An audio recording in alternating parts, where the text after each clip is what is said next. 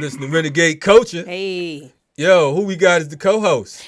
It's your girl, Ms.Dia. What Hey, up? she always say, it's your girl, Ms.Dia. What up? That's the whole title. You know what I'm saying? It's your girl, Ms.Dia. What up, though? Yeah. And where you from? Detroit. What up, though? 313. Detroit. And you have a radio show out here. I do. It's called The Show ATL Radio. We've been doing it now 15 years here in Atlanta on 89.3 FM, WRFG. Okay. Wednesday nights going into Thursday morning, midnight to 3. Oh, that was a hell of a promo right there. Right. You know what I mean, if you're going to ask, we're going to you know I'm just saying. She'll fuck around. She went like, what's the point? did a PowerPoint presentation in less than 20 seconds. You know what I mean? She do this. Yes. And she brought a vagabond DJ on like me and allowed me to get on the radio. Oh, yes, you are the DJ for and ain't been able to get rid of him since. Oh, my goodness, how it is here, the every podcast. Wednesday, I didn't like, even know this almost motherfucker. every I just Wednesday. showed up and he's in the seat talking with the producer. Okay, cool. Shout out to our interns. We just... our 15th intern in 35 shows just left shortly. You know what I mean? I ain't gonna tell y'all too much about him, but I got to touch on that one day. I'm gonna let y'all slide right now. These equal opportunity motherfuckers over here at Renegade Coaching. Hey. They got me bomble clock. Anyway. This other intern, he couldn't take the smoke. He didn't want no smoke. Oh, he couldn't take the smoke? He wanted all the smoke. Yeah, the other intern was the smoke. Right. Yo, One that didn't want no smoke. man, yeah, it confused me. It culture shock. All the way shock. Yes. I'm just anxious to get back to the rest of the story and then to find out like what we can do. Yes, to support help the your program. dad. For sure. Okay. For sure. So, basically how the story ends up is, they find him in Alabama. The federal agent, one of the arresting federal agents, he insisted that, one, he be a part of the team, and two, that he drive separately from the team down to Alabama. Then he's caught lying on the stand. Once they do catch him and we get to trial, he's caught lying on the stand as to his whereabouts and whether he was alone or not. It turns out he was actually alone at the exact spot where the weapons were found prior to them being found, but after everyone else had already crossed. So no other agents, no dogs, nothing saw this gun just laying here wrapped up in some plastic until after you crossed, and finally they come back later and see it. And then the next day they find the other gun used in the crime as well. So he was arrested. He's been in prison for 19 years. He was transferred from state custody to federal custody because the state decided that he was too high profile for them to handle. And then the feds decided to house him as far away as possible, first in the Supermax in Colorado, and then they transferred him to the desert from the mountains, that's what the song says, but without any federal charges. He's never had a federal charge. So we've been fighting this fight for 19 years, and we finally got a panel of judges to agree to hear oral arguments in favor of a new trial because, it's been 19 years. So now we have fresh eyes looking at it, and it looks ridiculous when you read it. And so, we have that hearing on May 3rd. That's a Friday, and we encourage everybody to please come out if they can. But also, we encourage everybody to support. We have a campaign called What Happened to Rap. That's whathappened2rap.com. You can click the contribute button on there because we're working on an awareness campaign and a documentary that we want to shoot and pitch to Netflix and as well as YouTube Red, so that we can get the word out and people can see, the truth, the real story, because they've admitted to their fault. They've even admitted that his constitutional rights were violated during trial, but then they just said it didn't affect the outcome because nobody's paying attention. So you can do that. We really need to support this campaign. I mean, it is, I don't know if folks know exactly the force that we're talking about right here. Imam Jamil, H. Rap Brown is a cultural icon. You know what I'm saying? He is like, he goes hand in hand when you talk about freedom fighting, and movement and struggle and liberation and character, so. And the biggest thing that I want to stress, man, is we gotta stop waiting until we lose folks to support him. Like, right. We got one right now. He's still here. Right. We lost Nip Right. And now everybody's like, look at all the positivity. Even myself, I'm guilty. Yeah. It's like, look at all the positive. But why we had to lose him first? He was doing this. Like, he was doing that. Nobody wasn't saying anything. And so, like, my dad, it's not a question of whether he's going to be somebody we celebrate when he's gone. He's going to be. Right. Right. But why not be able to celebrate him until he's gone? Like, while he outside. Like, he's here. He's the last of a dying breed, literally, because they killed all of them. Right. All of them. And there's so many, and it's promising right now because there's been so many cases of political prisoners who've walked out over the past few years. Folks like Sekou Odinga and Eddie Conway and, a few of the Africans from MOVE.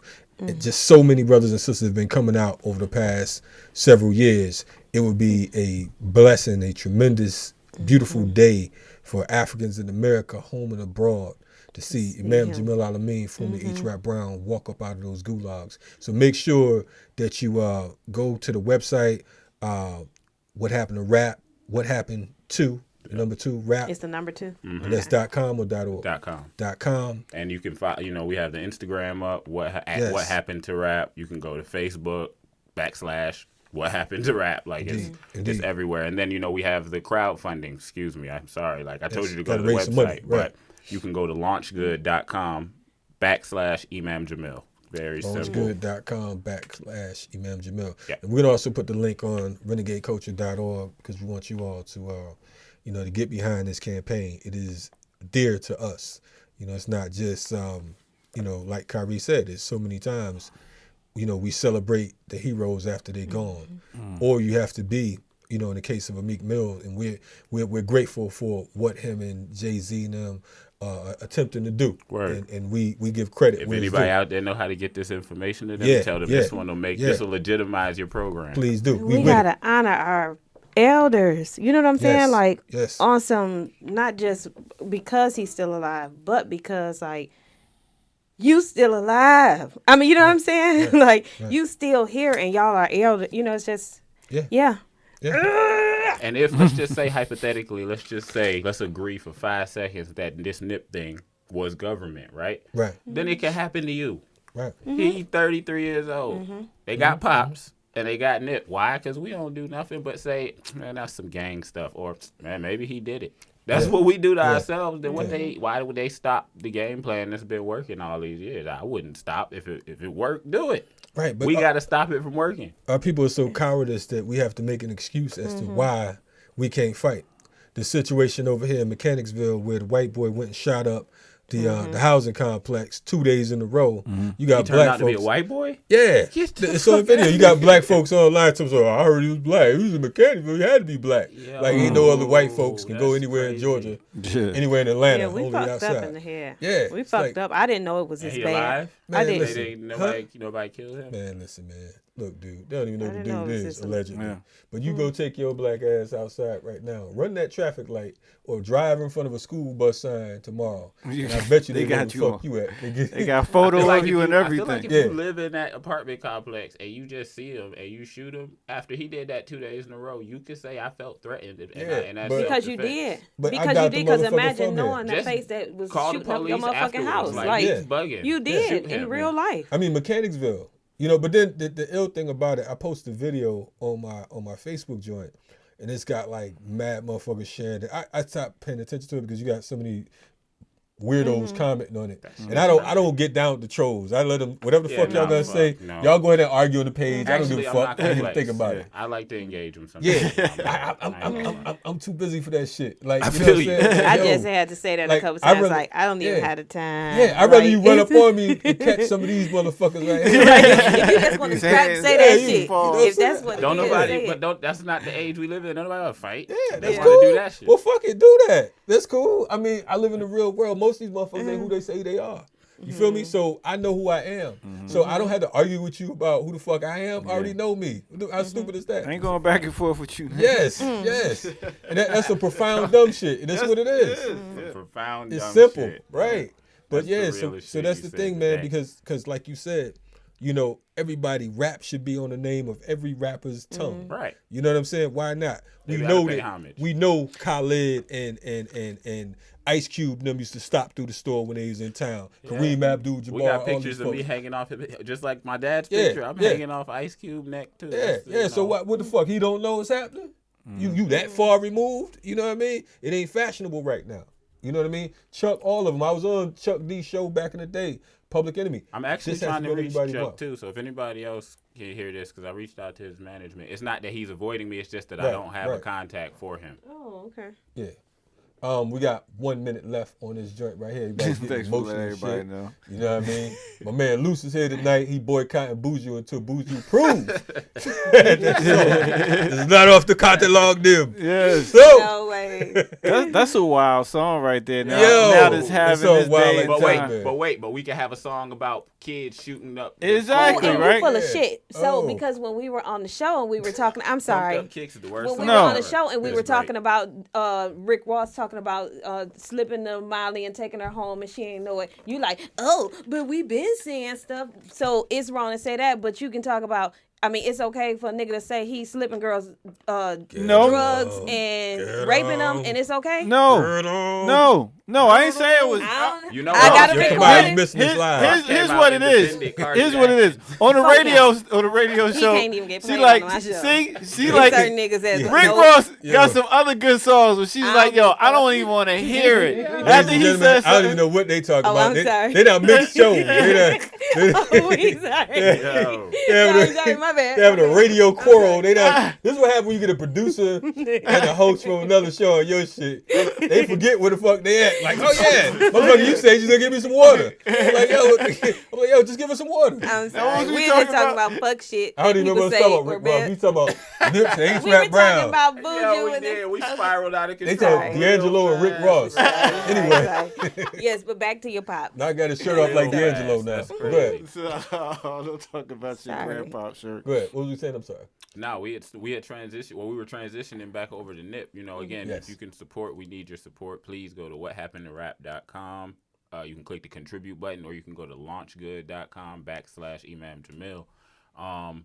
But we know like the today's topic, you know, Pops is extremely important every day, always, and we need you. But today's topic is the loss of Nip. So you know we can end on that for sure. Yeah. So we about to we'll be back in a couple minutes, but we want to say that keep in mind the best, you know, salute that you can give is emulating that work. You know what I mean? It's time to build right now, man. It's like, you know, you don't have to be a corny activist to get your point across. You know what I mean? You could be everyday people.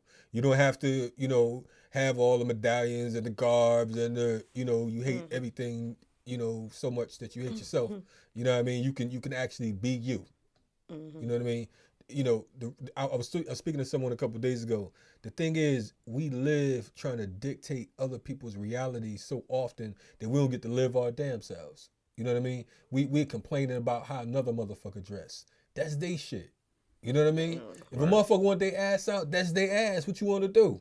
You know what I mean? We got to step the game up and stop being, you know, distracted by the bullshit and stay on task. And then we can cut down on cases like Nipsey Hussle's case and cases like Rap Brown. We can start to alleviate and eliminate some of that stress and be focused, and they can't just pull the wool over our eyes like that. You listen to Renegade Culture. What's happening, Renegade Culture? You just listening to Violin.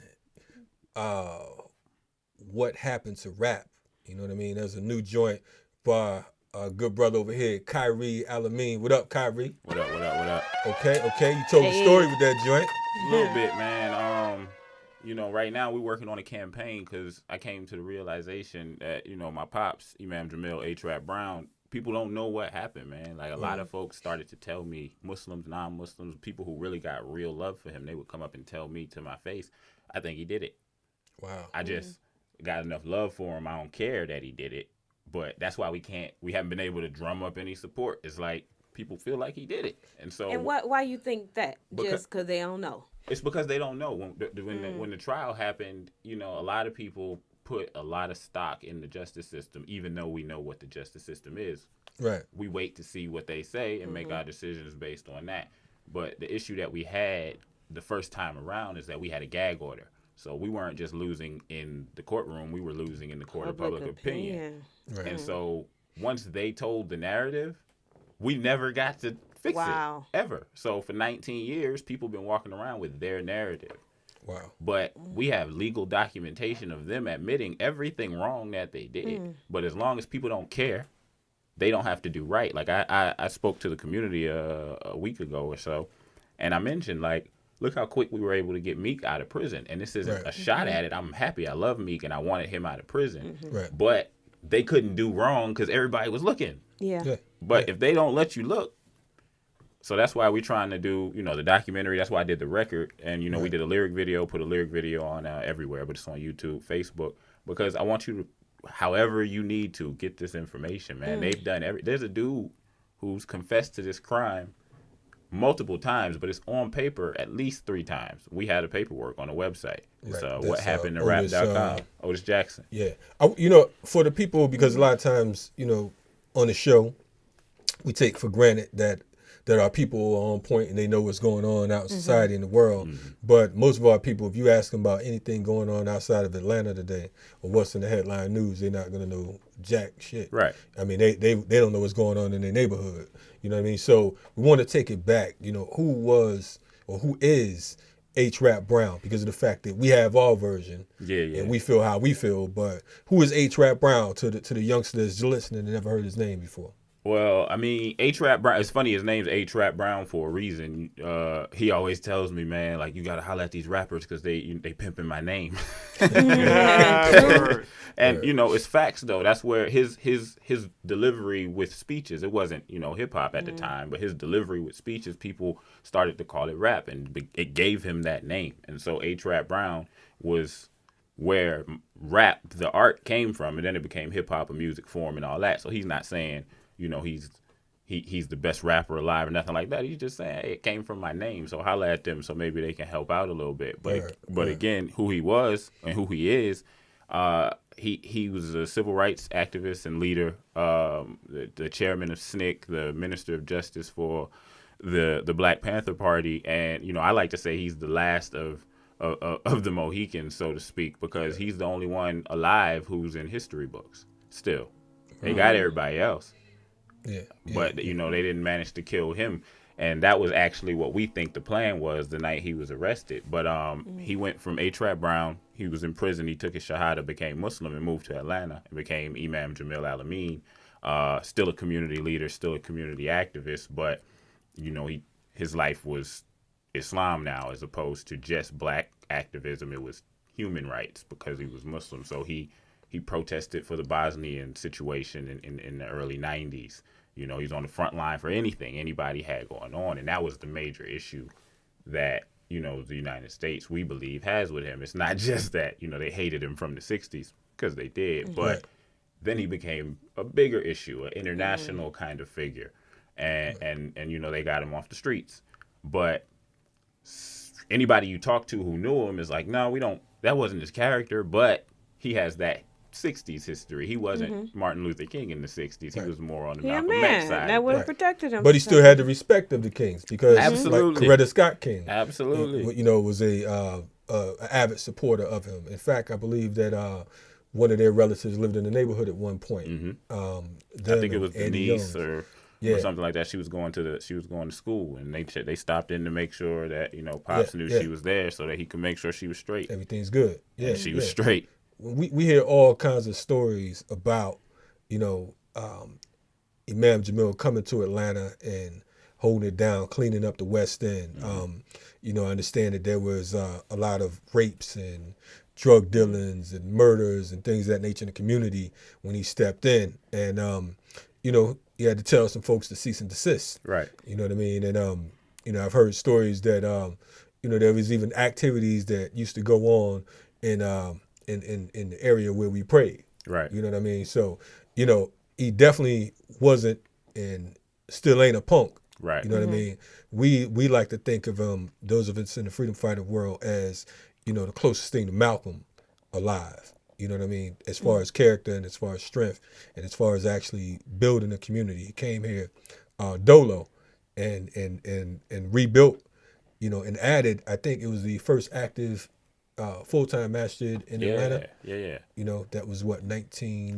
Man, don't give me the line. Okay. We get the For your years time. messed up. Because I wasn't here yet, but we get the years messed up. Well, I don't want to mess between it up. 33 and like 40 years. That's Right. how long the community been here. Right. So Yeah. So he's done some heavy duty work around the world. I remember growing up. One of my uncles, I used to remember him talking about H. Rap Brown. He said, man, we was in the military and whatnot, man. And he said, man, they'd let us know, like, whenever he get within a 50-mile radius, he'd be like, look, cats be on the back with M50, M50s and all that, talk about, because they know rap's coming through. He had that burn, baby, burn. He talking about burning it down. He said, and shit, we wanted him to burn this motherfucker down. And you see, that's the persona that we glorify in our community, but at the same time that make us think, oh, well, maybe he could have done something like that. Right, absolutely. And so, it's like, it sucks, but it's, he did some of those things back in the 60s. Yeah, and so it's like, but he did what he had to do for us. It wasn't, right, Malcolm, whatever, same types of situations. So it's like, my thing is, even if we think about it logically, man, he was a 60-year-old dude, and these two sheriff deputies and marksman sheriff deputies. So he Rambo'd them at 60? Right. That don't even make no sense. And then the dude who survived said, the dude who shot me, 5'9", with gray eyes. My daddy is 6'5", always wears glasses, with dark brown eyes, not even close to gray. It's like, bro. So it's like your father was Dr. J and the dude that shot him was like Spud Webb or somebody. And they confused the two. And you have two marksmen saying that they shot the person that shot him, and there's a blood trail. Then you test the blood. So tell us about the night of the case, because of the fact that some people again don't know about the case. So what happened was on March 16th in 2000, there was a traffic stop well, not a traffic stop, a warrant was being served for a traffic stop in the West End community. The warrant was for my father, but my father was not who was there.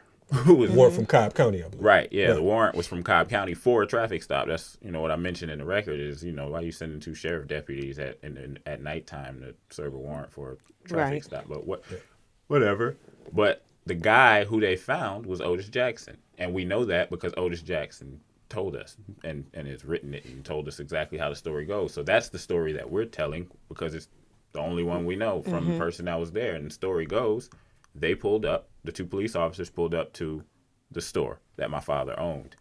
And Otis Jackson says he was outside of the store knocking on the door trying to see if he could get in to speak to my father, but my father wasn't there.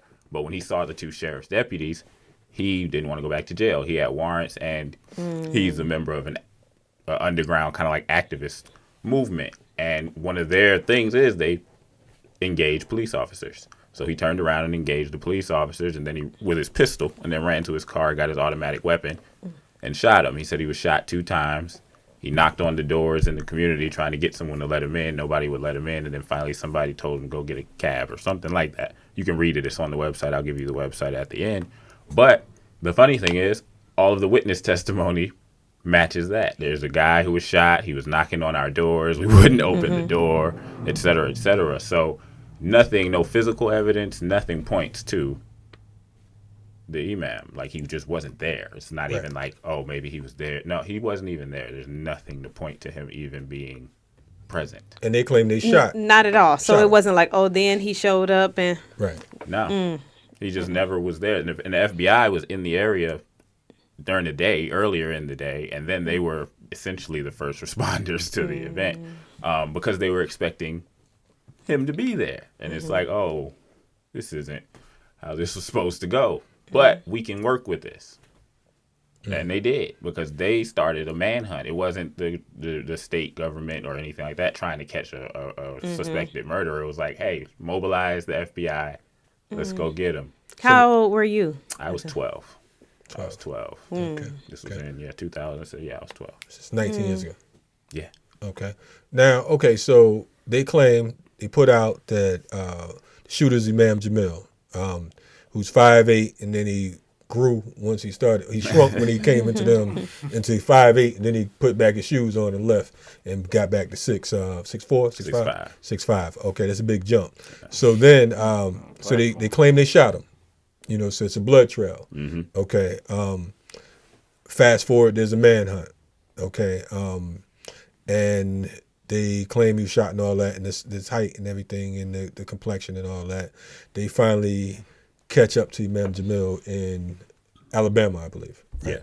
Yeah, in Whitehall, Alabama. Whitehall, Alabama. And they claim that, he did it. Of course, he hadn't been shot. One of the federal officers assaulted him. We need to talk about one of the federal officers. But go ahead. Yeah, we can get into all that. And I definitely want to talk about that when we come back, because we got to go to a quick break. But I also want to talk about a magic bullet that drove on the hood of his car from Georgia to Alabama without blowing off. So we definitely want to talk about, when you talk about conspiracy theories and all that, we want to change your opinion. Because they conspire against us. Absolutely. Listen to Renegade Culture, and we're going to be right back at you. We got Ms.Dia in the building. Yeah. This make my heart hurt. Okay, Ms.Dia, okay, I'm heart sorry. hurt. Okay, hey, she's still in the building. Good. I know. And we got Kairi. Make all our heart hurt. No, we're going to be back. Don't hurt. We still got a chance. Yes. We do. We rumbling.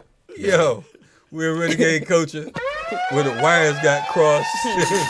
Somehow, program with the WIFG. Don't even cross say wires again. with Renegade Culture. Say little clock or something. Just poor Doc about to get his whole rib cage ripped out his spleen. That's why you can't take some people out the house. He said you take them out the house. Watch again.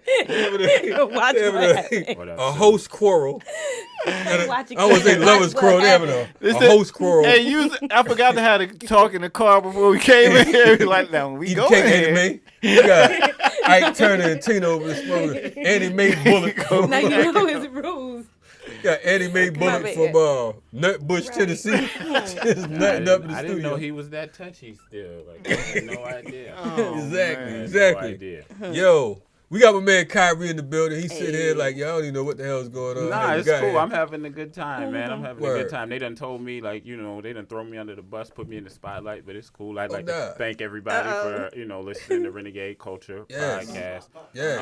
One of the big things that I wanted to talk about while I was here, since we were talking about Nip and my father, was the importance of us acting on some of these things. Yeah, mourning is what we need to do, and being sad, but we have to carry this thing forward, man. We have to start working together. For one, we have to start believing in each other and valuing each other. We don't value each other, which is why there is no real community, because everybody leaves. They tell everybody get out of the hood because of the situations like this. Right, but if everyone stays, there ain't no shitty cuz. Right. That goes back to what you were saying. What can we do? Well, we could stick around. Yeah. We can do the things that we do in these white neighborhoods at home. And just little by little. And the white folks show us they could do it because they come kick us out the hood, and then you come back a year later and it's beautiful. Why don't we just do that? Then shitty cuz ain't pulling up on nobody. Yeah. You know what I'm saying? Whether sent by the government or sent by, I'm shitty his cuz. bitch ass hot. Right. Like, that nigga got a bitch. You know what I'm saying? So it's time for people to everybody want to be woke. That's what the internet's about, staying woke. Well, okay, wake up, go outside, and let's work. Let's work. No doubt. Hey, man, it sounds good, sounds refreshing to hear that as the rallying cry. Mm-hmm. What you got to say on that topic, dear? I mean, what's the deal? He said it for me. Only thing I would add is just, remember that it's little things you can do. And before, once you start doing little things, because I think a lot of times people get intimidated about like doing what's right, or like we know where we could be, but getting back there, people think that it's just way bigger than what it is. So we just started doing little things, and even with like with your pops and stuff, I think we got to remind people, even if the only thing you can do is just share the story. You know what I'm saying? That's number one. That's important, because if people are paying attention, they got to do what's right. Yeah. It's not that they ever want to do what's right, but they do what's right when it's in their best interest, and it's only in their best interest if somebody gives a fuck. And some of the few that do have a heart, I don't know how many it is, but I believe it's some. I will not. I ain't gonna say. I know there are some. Even for them, like you can't claim to have a heart and not do what's right. Mm-hmm. So whether you doing it because it's in your best interest, or you claiming that you a good person, like it's time to do right and like hold people accountable for that shit. Like, in the words of Chairman Fred Hampton, it's terrible, but it's fine. You know what I mean? It's terrible, but it's fine. It's fine because of the fact that, you know, we're going to make it in spite of ourselves. We got to look at this thing as, you know, as a part of this life. You know what I mean? And sometimes we look at life and we say, damn, why is it so effed up? And rightfully so. But then we realize that, you know, we still have been blessed to be here in this particular moment. And you know who what I we mean? are. Yeah, the storm don't last forever. You know what I mean? So I just for once want to win, man. Like, and it's coming. It's coming. That's what we do have to. We do have to stay encouraged because it's coming. Some wins. We You can't. know what I'm saying? We can't know what we know. Yeah. We you know what I'm saying? We have wins. It just don't look like we win. When we're not controlling the scoreboard. When you don't control the scoreboard, you never win because you're like, we still losing. Man, no, ain't nobody and we doing don't know nothing. what's happening all around us. Yeah. And I think the one good thing, if you could say is a good thing that it did come out of the passing of Nipsey, is that we got a lot of youth out here that's like seeing why this guy is so admired. Right. So maybe they'd be like, you know, okay, I like what he did. Let me do the same so I can get admired that way. No, facts. Now, one of the things that I was really happy about was I saw Future had commented. Oh, that was gonna be my what was that thing? What the fuck? That was gonna be what the F? Come on with it. Come on with it. That nigga. I don't know. I was happy to see that most people was like, "Yo, what the fuck is you talking about?" Yes, like, I just posted. You're a like, terrible person, G. Like, Stop you that make bullshit. some shit that we can nod our heads to, but you're a terrible person. Don't do that. Please don't do that. Tried to compare it, so that shit was crazy. I mean that's the delusion of it. Yeah, but that's the Umar Johnson. He believed it. He believed it so much. That's the Umar Johnson that say that nigga put himself I'm the in prince that and I'm this quick. and I'm that. You know what I mean? They need us. That's the thing. Like, nigga, that show you how can you imagine how fucked up a person's mind is to even say some shit like that? You know what I mean? To even say that, to even compare yourself with somebody. You know what I mean? I would never try to compare myself to his father or to Malcolm or to nobody else. Folks be talking about like, yo, you think you Malcolm? No, motherfucker, I think I'm Kalanji. I ain't. I'm trying to make my shoes fit on my feet, motherfucker. You know what I mean? But you comparing yourself to Malcolm is way. I get it, but that's way different than Future comparing himself to anybody that's doing some good shit. Like my nigga, stop it. See, you inspired. Future, that's I don't either. But I have right. you know what I'm saying, like shit coming out of your mouth. Like stop that shit. Don't try to act like you like. You can't compare. Hey, Knocker, you might have just got saved. Future might have just got bumped down a notch lower than you. Because a few minutes ago, I was about to tell my man, yo, edit this. This is gonna be a part of RFG shit next week. Yeah, I need this. Do you trust me on this? Yeah. I'm like, it's good. She's about to chop his whole throat off. Boy. Yeah, she was hot. Nigga, he tried to give us the wrap upside down. Can't no nigga say that it's okay to rape us, to no, drug us and rape us, and that nigga saying get my a name pass. and I No, I'm not saying you. I'm talking about Rick Ross. There's no way in the world. Now, I ain't talking about you. I'm saying niggas should not think it's okay to say that, and he still be okay. like, oh, and I can still be successful. They gonna still play my other shit. No, he said that. the nigga got a song.